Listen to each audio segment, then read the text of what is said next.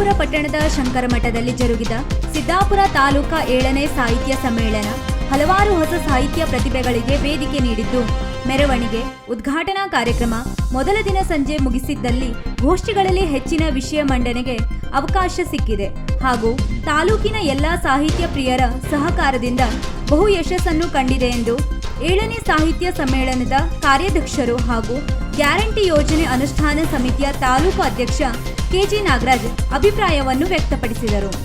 ಅವರು ತಾಲೂಕು ಪಂಚಾಯತ್ ಸಭಾಭವನದಲ್ಲಿ ಏರ್ಪಡಿಸಿದ್ದ ಸಾಹಿತ್ಯ ಸಮ್ಮೇಳನದ ಕೃತಜ್ಞತಾ ಹಾಗೂ ಲೆಕ್ಕಪತ್ರ ಮಂಡನಾ ಕಾರ್ಯಕ್ರಮದ ಅಧ್ಯಕ್ಷತೆಯನ್ನು ವಹಿಸಿ ಮಾತನಾಡಿದರು. ಕರ್ನಾಟಕ ಸಾಹಿತ್ಯ ಪರಿಷತ್ತು ತಾಲೂಕಾ ಅಧ್ಯಕ್ಷ ಗೋಪಾಲ್ ನಾಯ್ಕ್ ಭಾಷಿ, ಸಾಹಿತ್ಯ ಸಮ್ಮೇಳನ ಸ್ವಾಗತ ಸಮಿತಿ ಅಧ್ಯಕ್ಷರು ತಹಶೀಲ್ದಾರ್ ಎಂಆರ್ ಕುಲಕರ್ಣಿ ಮಾತನಾಡಿ ಸಮ್ಮೇಳನ ಯಶಸ್ಸಿಗೆ ಶ್ರಮಿಸಿದ ಎಲ್ಲರಿಗೂ ಅಭಿನಂದನೆಯನ್ನು ತಿಳಿಸಿದರು.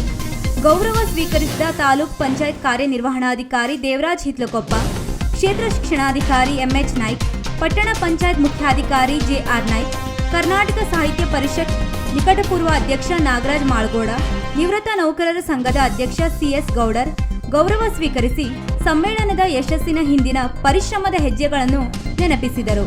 ಕರ್ನಾಟಕ ಸಾಹಿತ್ಯ ಪದಾಧಿಕಾರಿಗಳು ಈ ಸಂದರ್ಭದಲ್ಲಿ ಉಪಸ್ಥಿತರಿದ್ದರು. ವೀಕ್ಷಕ ಮಹಾಪ್ರಭುಗಳೇ, ನಮ್ಮ ಚಾನಲ್ ಅನ್ನು ಸಬ್ಸ್ಕ್ರೈಬ್ ಮಾಡಿ, ಶೇರ್ ಮಾಡಿ, ಪ್ರೋತ್ಸಾಹಿಸಿ.